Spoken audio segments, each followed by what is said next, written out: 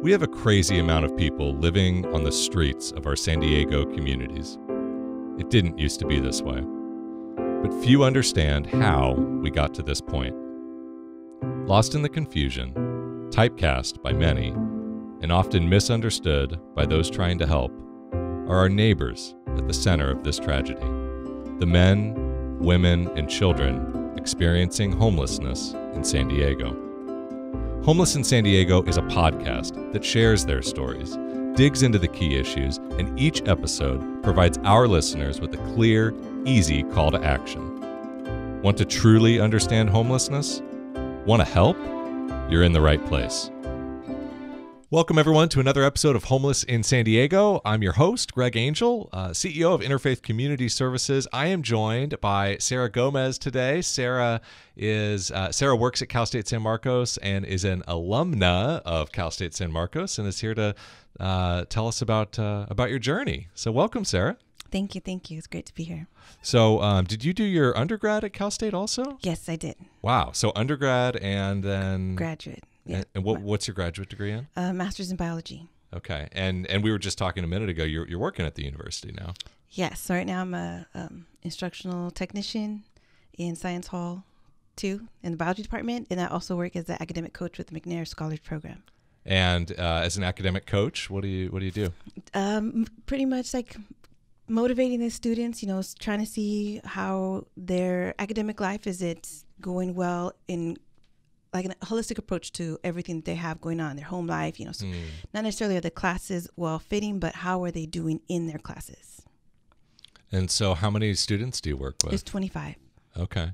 And how long do you work with them, over the course of a year? Or? It's a 2-year program. So if they come in at the 2-year mark, then of course 2 years, but the shortest amount of time will be 1 year. And so I make appointments with them once a week, or however often our schedules can meet together, and just see how things going. If there's whatever insecurities they have, also whether it's financial or food, try to hook them up with those resources to help them. Well, I can only imagine you're really good at that job, because the reason that you and I connected today is what you have overcome in the last few years. And so we'll get to that in a minute. But if we go a little farther back, you're a Marine veteran. Yes. So how long were you in the Marine Corps? 4 years. Okay. And what did you do in the Marines? I was aviation supply. So I worked at Mouse 39 right here at Camp Pendleton. Okay. Yeah. Where are you from originally? Stockton, California. Did the Marines bring you down here? Or? Yes, and I loved it and haven't left. Okay. And you're a mom? I'm a mom. I have 2 kids, 14-year-old boy and 16-year-old girl. And so can you share with our listeners what your life was like maybe 5 or 6 years ago, or however far back you want to go, and then kind of what led to you getting to Interfaith Community Services, getting to meet you and work with you? So I would say it was like around 2011. I thought everything was fine. We had our it was like 1,800 square foot house, 4-bedroom. We had our quads, our bikes, because we like to go desert riding. We had our camper.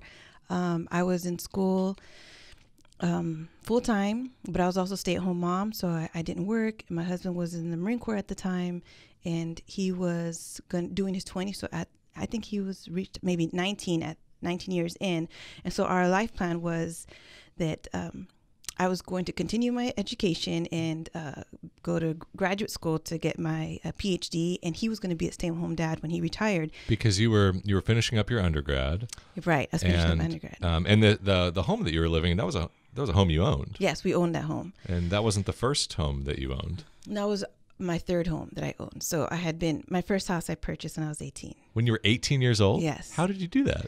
VA loan. I just didn't have any debt. I was very frugal, and I bought a house. I didn't want to live in an apartment. I knew my mom was going to come live with me, and we had lived in an apartment all our lives, and I wanted something to say that was ours. So I just tried, and I mean, the worst could happen would be I'd be back in an apartment, but I qualified, and yeah, I got my first house at 18 out the back gate of Camp Pendleton. Wow, that's cool. And you were telling me before the show that financially you did well in that transaction, and you ended up selling the home, right? Netting some cash, and then you went to Japan at some point, right? Yes. So that was the first house. On the second house, I made some more cash off of that Okay. house, and then he got orders to Japan, and we left in 2003 to Japan. We sold the house, and so now we had that little nest egg. Mm-hmm. When we came back from Japan in 2007, we purchased another house, and that was the house that I thought that we were going to retire there, and that would be our our forever home. Okay. And so you were telling our listeners about you're finishing up your undergrad. Your then husband is looking at re-upping another term in the Marines. Right. Well, he was doing he agreed to do another additional 2 years in the Marine Corps, 22 Okay. years, so that he can get, I don't know if it's an increase in the GI Bill or something, so that I can continue my education, so the money for it. Okay. And I remember specifically, it was one night, and we're laying down in bed, and he turns to me, he says, "I have something to tell you." And I said, "Okay, what is it?" And he says, "I'm being investigated." I'm like, "What are you talking about?" Because I thought, like, this is just odd. He's like, I'm being investigated. The military is looking into me, and they want to know what I've been up to. And I remember I get back up, I turn on the light, and like, "What are you talking about?" He says, "Well," he just goes into a story. He was just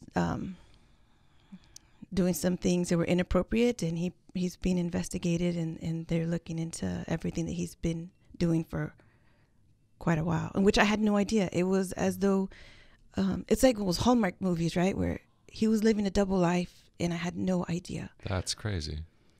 And so 1 year after that, he gets sentenced to jail for 4 years in the Oh my God. military brig.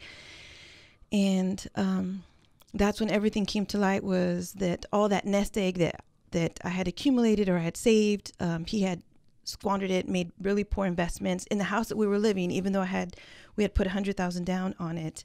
He was doing, I think he was refinancing it every 6 months. So we weren't paying anything down on the payment, right? And we were actually owing more money every time he was refinancing. And so there was nothing I could do, because I was thinking, oh, with the nest egg, I can make some payments on our house and try to keep it. But it was pointless. And so Wow. everything just happened so fast. It was just unbelievable to think that one day I'm laying in bed and I thought I was on top of the world, and the next thing we were losing everything. And he was in jail, and I was just thinking, he's got 3 meals a day, and how am I going to make, what am I going to make for dinner for my kids? Or it was just so fast. Wow. I'm so sorry. That's such an awful story.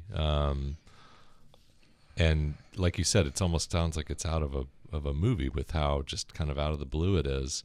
And so what did you do? I squatted in my house for as long as I could, right? And unfortunately, we had to move within months, I would say within 3 months of no longer making those payments. And then I was able to rent an apartment. So I had... So hold on. So from the time when he goes to jail and to the time you had to move out of your home that you thought was obviously pretty secure, Right. it was just a few months? It was just a few months. Wow. And so I do remember we had about $60,000 saved, and that was all he was able to give me. But I also filed for divorce, and I learned a very hard lesson that even though I had the kids full-time custody and he was in jail, I still had to share everything 50-50 with him. Wow. So that took a chunk out of my savings, right? So I had a plan. My plan was to get an apartment, right? So we downgraded to the cheapest apartment that I could find at the time, and continue going to school. And are you in grad school, or are you still finishing up undergrad? I'm finishing up undergrad. So now I'm in my senior year, and we're in an apartment, and everything happened so fast. I remember I was just giving furniture away because I didn't know what to do with everything. And from a 4-bedroom house to a 2-bedroom apartment, there was a lot of stuff I just couldn't take with us. Yeah. And so that transition was just hard. And so everything was going well. I did get accepted to Cal State San Marcos, and that was great. And so when I started going there, now I'm in graduate school. I'm noticing that once I had to share with him half of the little bit of money I have left, I had to move I moved again to a different apartment that was cheaper. And so the plan was, right, to keep this up, finish school, and just move back home, right, to Stockton, California. Yeah, okay. But what happened was that what was like another blow to me was when he got prosecuted in the Marine Corps, the GI Bill is a privilege, right? And so any money that the Marine Corps pays to you for your education, they have the right to take it back because you are no longer behaving according to Marine Corps standards. Sure. And so that's exactly what happened to me. So Wow. I'm already my last year it's 2015. It's my last year of grad school. I just need to write my thesis, right? And I was banking, so I had depleted my savings. You know, everything was pretty much gone. I remember getting a letter in the mail, and my plan was I needed my tax return to carry out my last few months so I can finish grad school. My plan was to send my kids up north to live with my sister for the summer. I was going to then downgrade again to move into rent one room because I'm counting pennies now, right? To rent one room. And that way I can do my writing, you know, by myself, renting a room from somebody, and my kids would be safe and fed with my sister. It's a great plan. Okay. Well, when that summer, when I got my tax return, I got a letter instead from the IRS saying that they garnished all of my tax return because of the GI Bill. They took their money back. Do you remember when that letter came? Oh my gosh. It came in, I want to say, in June. In June, because your plan It's in was May. for your kids to go and live with your sister that summer. So, I mean, this is like Right.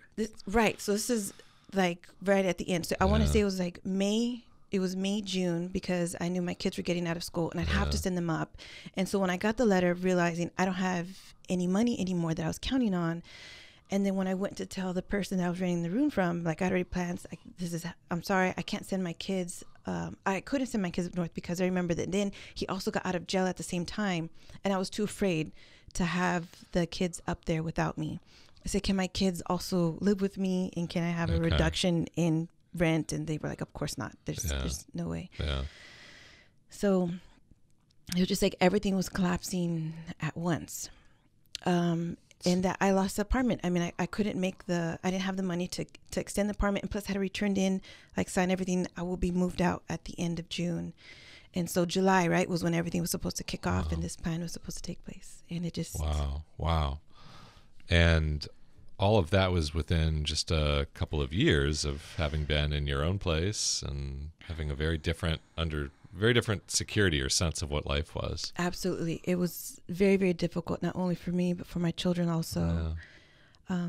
I remember once I'm in the store, we're shopping at Ross and I need some shoes, but I really don't have the money to buy the shoes. And I'm like petting the shoes, you know, I'm picking them up and holding them, turning them over.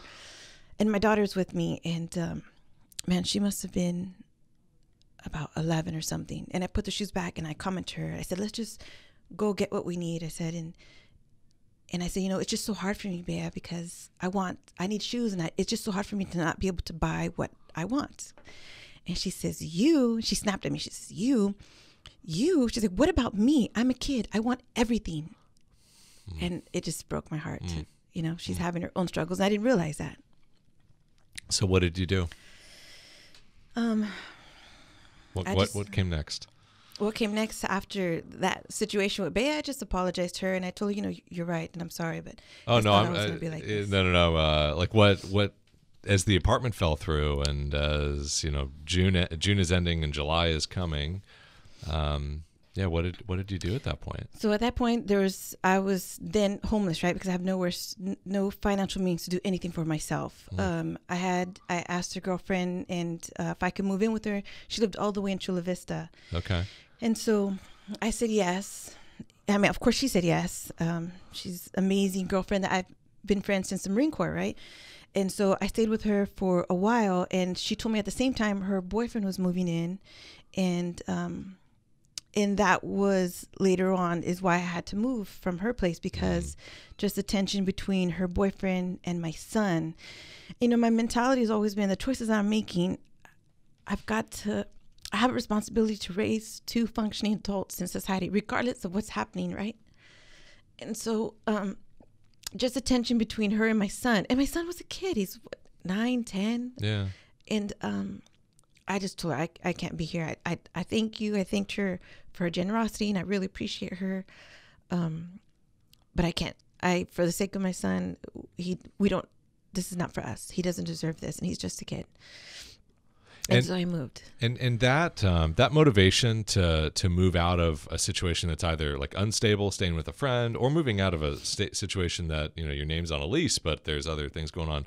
We've heard many times on this show, and I think for our listeners, it's important to understand that a lot of people are really prioritizing their kids and their kids' safety and understanding, listen, this may not be the best in the short term. We may be moving into a less stable or more, you know, risky situation, but long term, I know for my kids, I got to do something different. Right. So you're part of a larger group, really prioritizing your kids. Right, because I didn't want them to think that, you know, I know we're homeless and we're at the mercy of this person, but that doesn't mean we have to take whatever inappropriate behavior. I have to be a victim of whatever it is that they have going on. You know, if they can't communicate well, that's not my problem. So as a veteran, you eventually reached out to access some VA benefits, right? Actually, yes. But so I left her house. You know, I went to another Marine friend and I just knocked on the door and I said, can I stay here? So this is the unofficial of veteran benefits, right? Right. So that's, going from, you know, utilizing your network, right? Yeah, absolutely. smart. And so definitely was going friend to friend for a little while. And it's hard though, because, you know, even though these people love me, it's so difficult when you're coming from a place of your own. You can open your fridge and get whatever you want. You know, everyone, you know, these friends, they shared with me, but it's just that feeling of uncomfortableness. You can't ever get comfortable in someone else's space. Mm. And so when I moved into my friend's house, that's the first thing I did was Google. I Googled the homeless veterans in San Diego, and that's how I found the Oceanside Clinic. And they said they interview veterans at 6 a.m. I don't know, it's like Tuesday, Thursday, sometime. Yeah. And I just went at 5 a.m. to make sure I was the first person in line. So you go there for the interview, and what happens? I go there for the interview, and, you know, it's a questionnaire, lots and lots of questions. And I remember he's looking over my application. He's asking me, you know, he's just verifying. So you've never, you're not in a situation that's of abuse, like someone's not beating you? I said, no. He's like, have you been kicked out of your house? I mean, kicked out of your apartment due to abuse, like someone's hurting you? No. You know, are you on drugs? No, I've never done drugs. You know, do you have a problem with alcohol? Like all this stuff. I said, no, I've never drank and I've never done drugs, and I don't even smoke cigarettes. It's just, I just don't have anywhere to go. And he just told me, he's like, you know, I'm sorry, but if you had said yes to any of these, we could have put you in someplace right now. He says, but since you're not in any of those circumstances, you'll just have to wait. And he says, we'll take your information and we'll contact you later. And I was just heartbroken as just how come, I don't know, I feel like I've worked so hard, and how come no one can help someone like me? It must have been a really crappy feeling.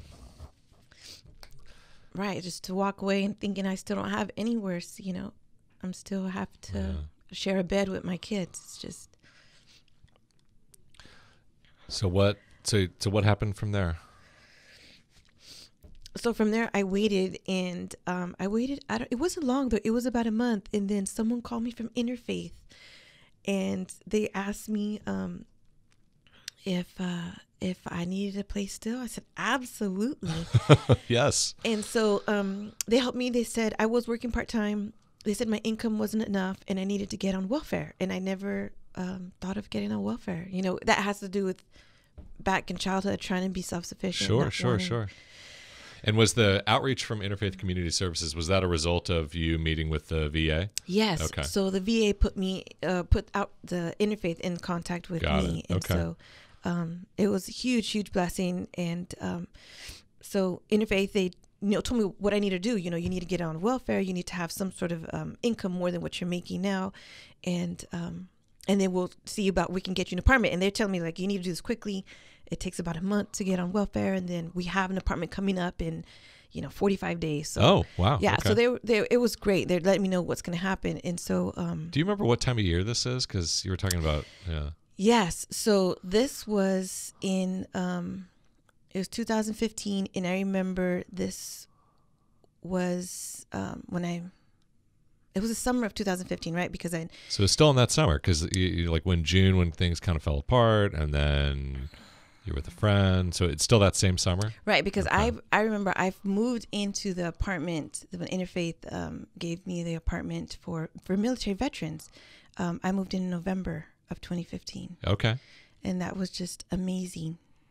And so Interfaith helped you secure welfare benefits. What was that like? I mean, you talked about somebody, you always want to be self-sufficient. You bought your own house at 18 years old, for crying out loud. So what was that process like? And, just. That was hard for me, sitting in the waiting room, waiting for my number to be called, and just sitting there, and I see, all these other families, whether they're in need or not. And I'll be honest, I was very judgmental. I remember seeing a woman, she's standing there, she's got her coach scarf and like really nice shoes, and I was thinking, why is she here? Oh, interesting. Right. And so I was just angry. I was angry for all those years when I lost the house. I was just angry. Yeah.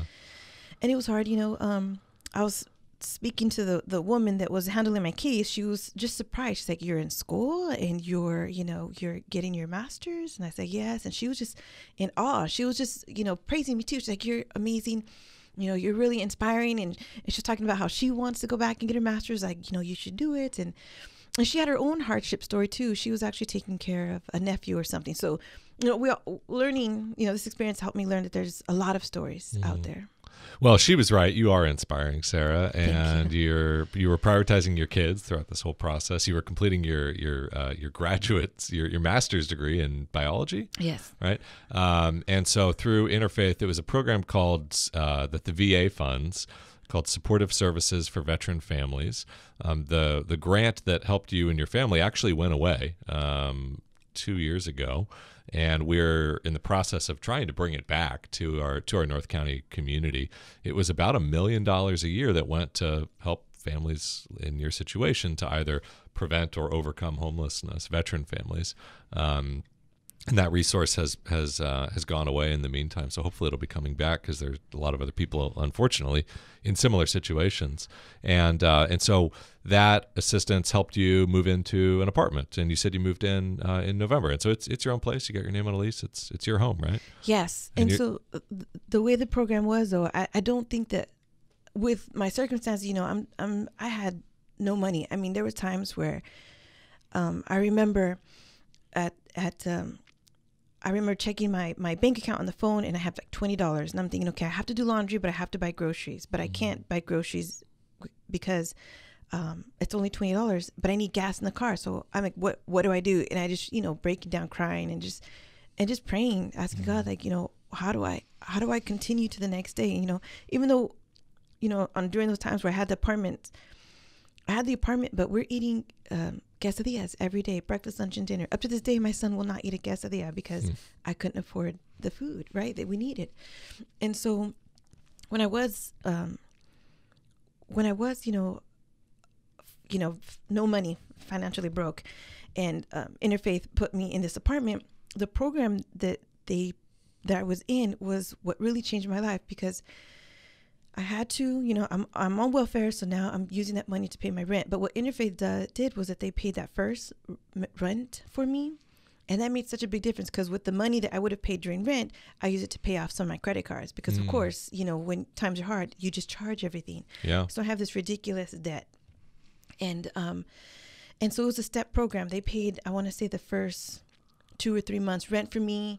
And I've always been smart with my money, so I used the money to pay down some cards, so that once I was taking over the payments of the rent, I could make it and not put myself in a position where I would lose this apartment that I'm in. Wow. And so that was the end of 2015. It's 2019 now. How are things going? Oh my gosh. It's going good. It's going good. I remarried. Oh, congratulations. Thank you. Oh, that's so cool. How'd you meet your husband? We met at church. Nice. Yeah, nice. We met at church. So that was good. I was volunteering. So I'm trying to teach the kids, right, community service. So we volunteer at the church, and And that's how we met. He was making his coffee, and I'm cleaning the coffee table. That's so cool. Congratulations. Thank you. And so the kids are doing good. I always try to stay local, and that's been my biggest issue was being healthy for them. During that time, I did have to go see a psychiatrist and a psychologist. I was diagnosed with PTSD, and I knew I had an issue because when we were in this apartment on the Nettleton Road, the one Interfaith put me in, I remember my daughter, she's laughing at the top of the stairs, and she's laughing and giggling, and her laugh couldn't make me smile. And I didn't even find anything remotely funny. And that was my key to me that something's wrong with me. Like I need help. Like I need counsel. I need to talk to somebody. And it's hard, it's just, I was just angry, really angry. Well, you had a lot to be angry about, and I am so inspired by you and your leadership and your strength to overcome everything that happened, and to create this wonderful life for your kids, to be a successful leader at Cal State San Marcos and helping other students. I'm totally blown away, and for our listeners, I think it's important to think about how difficult, how turbulent your journey has been, and how much worse it could have been if you weren't able to get into housing. And you talked about addressing PTSD and those issues. How much harder it would be to try to overcome any of those things if you were homeless. And so that's really what one of the things we focus on at Interfaith is, we got to get people housed if they're not housed, or if they're at risk of losing their housing. Like, let's do everything we can to keep them housed, because there's enough challenges in this world and in life, right? It gets a hell of a lot harder if you don't have a roof over your head. Absolutely. And then I think about those families that don't have the privilege of being in the Marine Corps or the military, right? Because that's where I got my counseling was through the military. And the rental assistance program came through the VA, through the military as well. Yeah, all those families that don't have that privilege. Yeah. Well, okay, so this is a segue to the end of our show, our call to action for today. So Sarah, our listeners are totally engrossed. They're like totally connected with you, and they want to know, okay, how can they help? What can they do to help others? Definitely give to programs like Interfaith. Interfaith is what, I was, couch surfing and all those on my own. But if it wasn't for Interfaith, then I'd be one of those families on the corner too. And so it's unfortunate that that program isn't there, but definitely give to programs like this, programs that have an outline and counselors so that they can guide these people that, like me, that are homeless, on what's the next step, So I remember Katie, my counselor, it's always encouraging to see her, and we always had a plan, and that was what really made a difference. And she's telling me, okay, this is what's going to happen. This is what you need to do to make it happen. And it's why we're here today. Well said. Well said. Our listeners can also advocate to their elected leaders, to your mayors, to your council members, to the county supervisors, if you're here in the county of San Diego, to your congressional representatives, to prioritize government grants that help families and moms like Sarah to either overcome or prevent homelessness. Oftentimes, homeless funding is prioritized for individuals who have been homeless for long periods of time, who have multiple disabling conditions, and that is important. That is needed, but we cannot do that at the loss of support for families who need a much lighter touch, and through their own abilities and their strengths are able to overcome so much, but we need to keep them from falling farther down. So we need more resources for homeless prevention in particular. At Interfaith, we have a special donor fund that people can support for that. We'll have information on all this on our podcast website, homelessinsandiego.org. And we are also filming today's episode for the very first time. So Sarah, thanks for being a part of our very first filmed podcast. So if you want to see what this looks like to create a little radio show, you can check us out. We'll have that on the website too. Sarah, thank you so much for joining us today. Thank you. Thank you for having me. I hope that I made a difference sharing my story. I know you have, and I really appreciate you being strong and sharing your journey, because I know you're doing this with the hope that you can help others by doing it. Yes. So thank you so much. Thank you for who you are. Thank you. And thank you to our listeners for listening, and for those watching. Thanks for watching. We will talk to you again soon on Homeless in San Diego. Thanks, everyone.